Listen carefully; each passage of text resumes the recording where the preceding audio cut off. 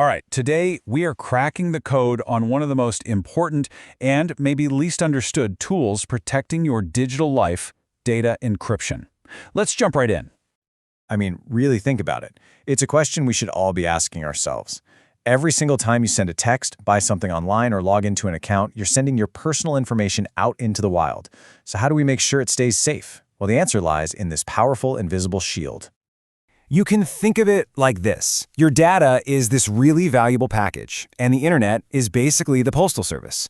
Encryption is the armored truck that carries it, making absolutely sure no one can peek inside while it's on its way. It's your digital secret keeper. So what is it really?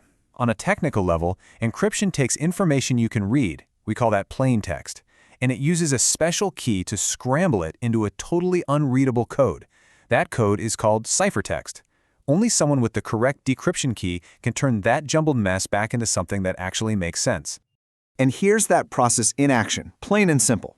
You start with a message, "Hello, John." The encryption algorithm, kind of like a secret decoder ring, turns it into complete gibberish. Now that is what actually travels across the internet. Then, on the other end, the decryption key unlocks it, bringing "Hello, John" back totally safe and sound. And this right here is the whole point. This is why encryption is so incredibly powerful. Even if a hacker manages to grab your data, all they get is that scrambled up ciphertext. Without that very specific key, it's completely useless to them. Okay, but how does all this scrambling and unscrambling actually happen? Well, it turns out there isn't just one type of digital lock. Let's look at the two main ways this works. So on one hand, you've got symmetric encryption. The best way to think of this is like a house key. You use the exact same key to lock the door and to unlock it. It's super fast, super simple, and great for things like encrypting a big file on your own computer. On the other hand, you have asymmetric encryption. Now this is more like a public mailbox. Anyone can drop a letter into the public slot, that's the public key, but only you have the private key to open the box and read the mail. It's a little slower, but it's the absolute foundation for most of the secure stuff we do online. Okay, I know this all sounds a little technical, right? So where's this digital shield actually working for you in your day-to-day life?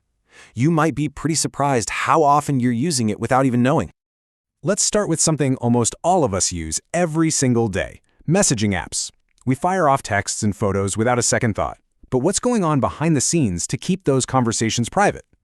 Apps like WhatsApp use a special system called end-to-end encryption.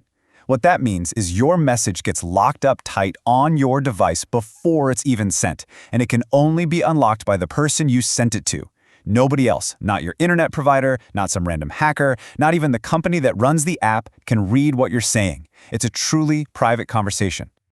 All right, next up, secure browsing. You've definitely seen that little lock icon next to a website's address in your browser, right? Well, that's not just for decoration. It's a super important sign that encryption is hard at work protecting you. See, that little lock symbol means the website is using HTTPS, and that S is everything. It stands for secure.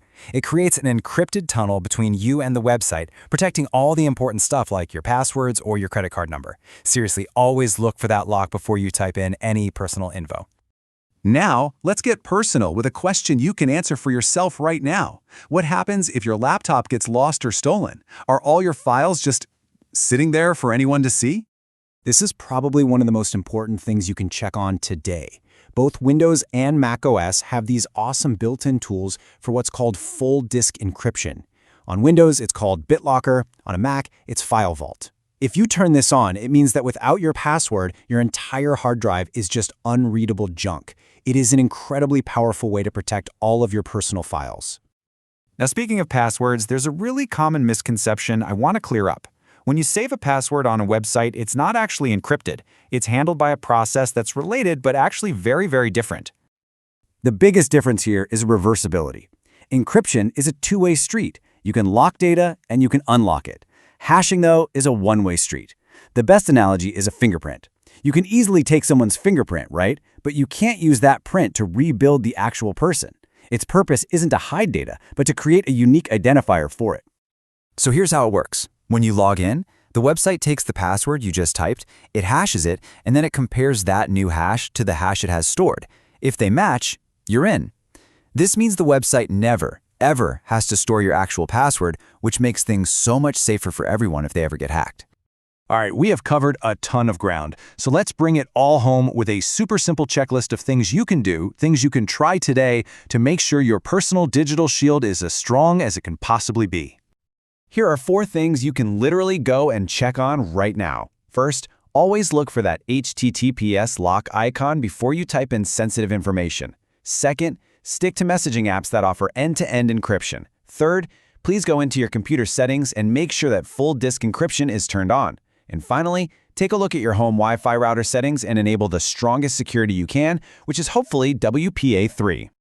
You know, encryption gives us these incredible tools to build super secure digital vaults for our information. But at the end of the day, those tools are only as strong as the person using them. So the final question is for you. If your data is a vault, are you making sure that you're the one